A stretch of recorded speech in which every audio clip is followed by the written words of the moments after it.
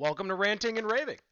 We're going to take a quick look here at the now fully released 2022 schedule for the Saints. And I'm really glad I waited a couple of days to do this because I probably would have made some different predictions, except that a very significant move was made a couple days ago. If you're not aware of that, Jarvis Landry signed with the Saints. Very excited about that. I'm not an LSU alum, so it really has nothing to do with that. It's just the fact that he's still a good player who is young enough to still recapture some greatness, who fits what we presume to be the scheme well, who provides insurance for Michael Thomas, and it's another reliable pass catcher who can make not only contested catches, but off-target catches and kind of bail out his quarterback, and that should be a huge asset for Jameis to stay on schedule. And so that's definitely going to have a huge impact on how I'm going to look at this schedule. So for me, when you're looking at something like the schedule, obviously everything starts with the assumption of health. We're in the preseason, we're not missing any guys, and predictions.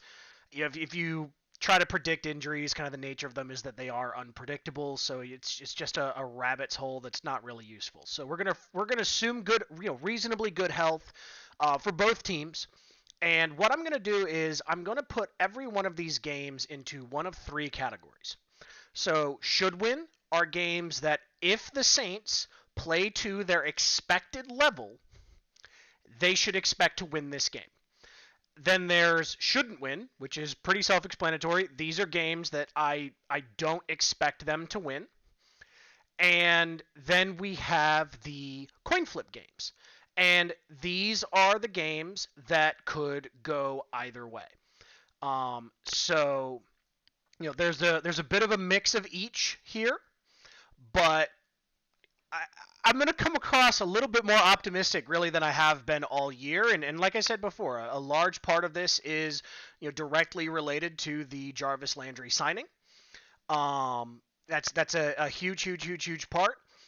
And there's other components as well, just having a good offseason, getting Olave, getting Penning. I like the overall vision of what they've done for the team. And also the NFC has gotten weaker. I really don't see a great team.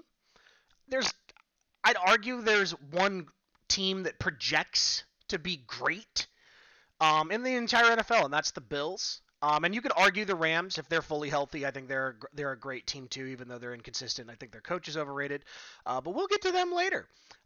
So let's just go ahead and make our way down the list. So obviously we're not going to talk preseason. We don't care about wins and losses there. So let's just look at week one. So week one, we're at the Atlanta Falcons. The reality is the Falcons are a bad team. They're a bad roster.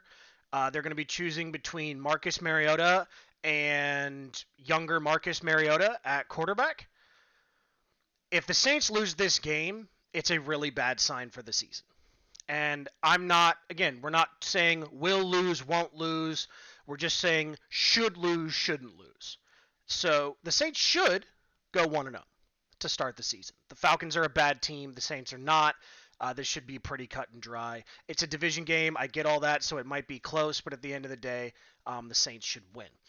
Week two, Tampa Bay at home, meaning, in the dome, our home. I have this as a coin flip. The Saints are 4-0 against Brady in the regular season. They held him scoreless for, I think, the only time ever. If it wasn't, it was the first time in like a decade last year. I don't remember exactly what the number was, but they held him scoreless. He broke a Surface tablet. CD had a hilarious tweet about that. Got Microsoft to join in on the fun. It was awesome. It was wonderful. It was fantastic. And I do see it as a coin flip game. I actually really liked the Gage signing for them. I think that's the most important move. I do think their offensive line is probably it'll be good. Brady always has good offensive lines. He gets rid of the ball quickly, and he doesn't do well with pressure. So teams have always really highly prioritized that. I expect it to be good. But the Saints' defensive line has also, for whatever reason, dominated those guys.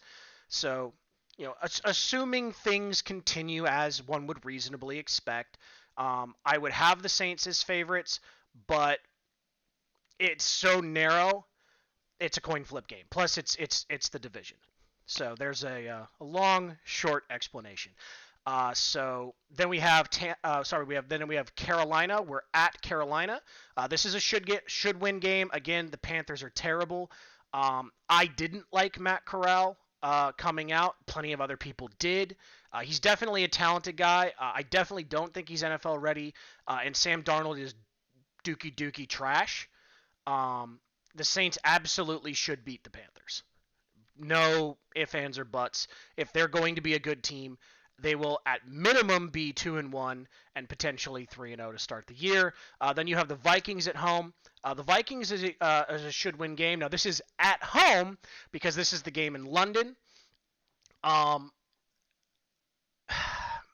It's tough because I want to say this is a coin flip game because of the travel and the other factors, but the reality is, this same team, and it's mostly the same team as last year, dealt with so much adversity last year.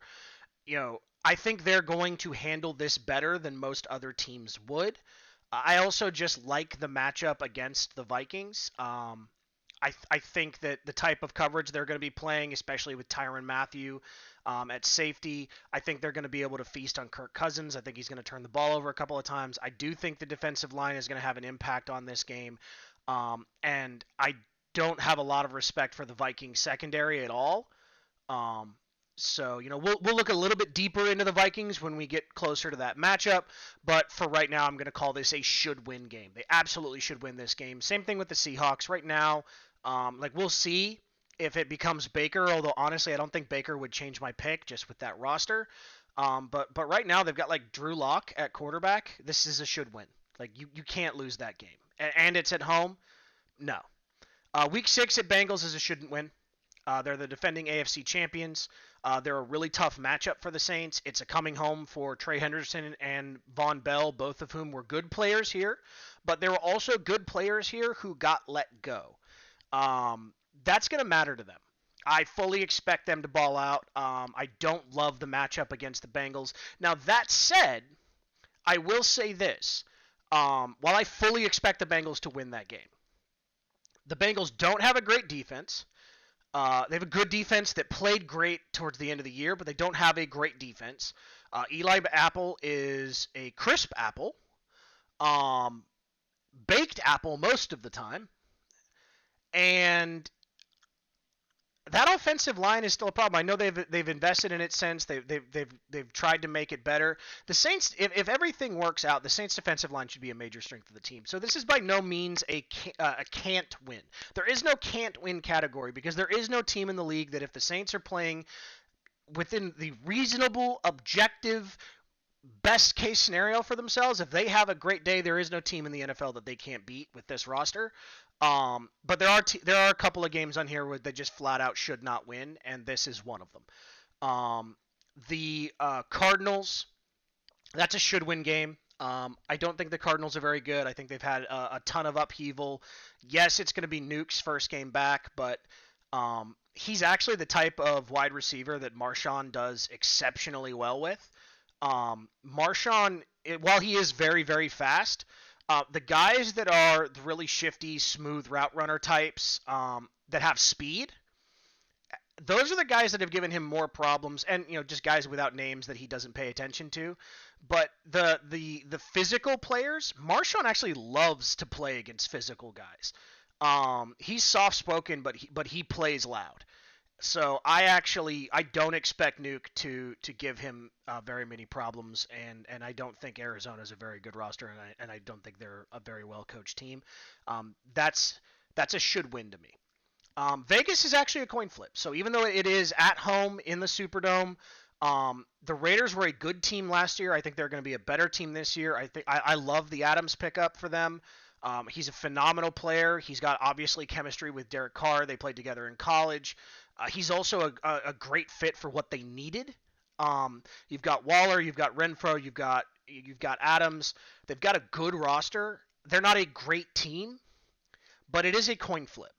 I'm not saying that the Saints can't beat them. I'm not saying they shouldn't beat them, but I can't say they should beat them either because the Raiders could be a really, really good team. And while yes, like I just said, Marshawn is really he's defended Adams better than pretty much any player in the league has. He's it's not just him. They have enough weapons. I think the Raiders can beat them. I'm going to say the same thing about the Ravens. This is a coin flip game. Um, Lamar is a huge X factor. That defense could be special. It's Marcus Williams coming back. Jameis has been known to throw interceptions. In particular, he's been known to throw interceptions to Marcus Williams. It's a coin flip. Steelers are a coin flip to me too. And the only reason why is there's such a giant unknown.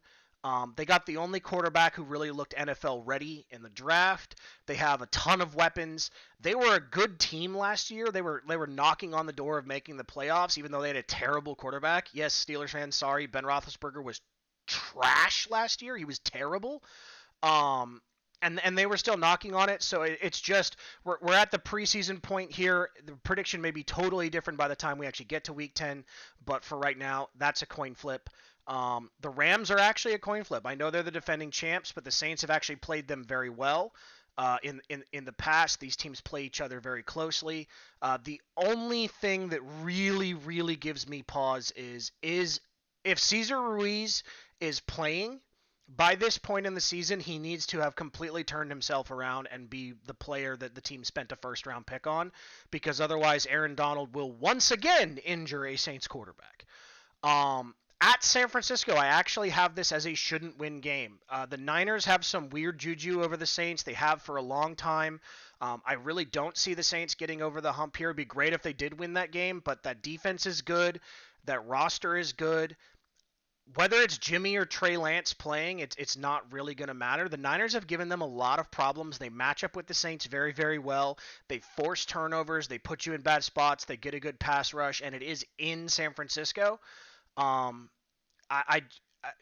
Just for something tells me that's not a coin flip. That I really see that as a game they should lose, especially coming immediately after facing the Rams.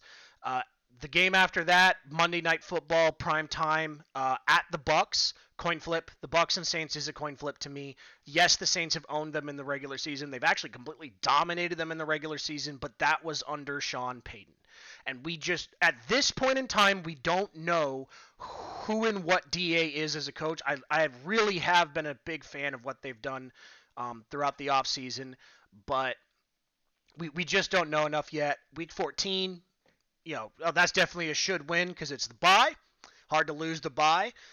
Maybe the Jags the Browns could pull that off, but that's about it. The following week, Falcons at home. That's a should win. Browns are not a good team. Deshaun probably isn't going to play this year. If it is Baker, which I kind of expect it to be, yeah, that's a should win. Now, if it is Deshaun, that might change. The Saints don't put a bunch of women on the field, so they don't have to worry. He doesn't have a competitive advantage there. Yes, I'm calling him a piece of shit. But pseudo jokes aside, he's an incredibly talented player. That would change their prediction. We don't know what that is right now. So as far as I'm concerned, that's a should win. The Eagles are a should win. That is an overachieving team. They have a bad quarterback. They have an okay receiving core. They have an okay defense. They have a lot of guys that are aging. I think they have an okay coach. The Eagles are a team that could win 11 to 12 games, and they're a team that could win 4 to 5 games. I don't think they're going to be that good, and I don't like their quarterback situation, and I think the Eagles are a should-win game, and the Panthers stink. So the Panthers are also a should-win game. So that brings us up to the total here, which is 9 should-wins, 2 shouldn't wins. So if the Saints just play to their level of reasonable expectation, I see them as a 9-win team. Now here's the thing with coin flip games. Coin flip games, there's they're one possession games. There's all the different stats on it. As far as I'm concerned, it's 50-50. That's why it's called a coin flip. So let's just call it 50-50. So if the Saints just win half of their coin flip games and they hold serve on the games they should win, they're a 12-win team. That's a damn good season. And that is a reasonable expectation. Now they could lose one of those should-win games, but also go 4-2 in the coin flip games and get to the same place. They could win one of the shouldn't-win games and lose a dumb game, which would be totally on brand. Absolutely, there's a lot of different things that could happen. But at the end of the day, if you look at this, I really do see this as, with all the moves they've made, with the roster they have, assuming health, this is a team that can make some noise in the NFC, and it's going to be really interesting to see what they do. Thank you for watching. This has been Ranting and Raving. Like, comment, subscribe if you will. It's always appreciated. There is a Twitter for the channel as well. If you want to engage on there, always happy to. Appreciate you guys. Have a great one. Who Dat. We'll be back soon.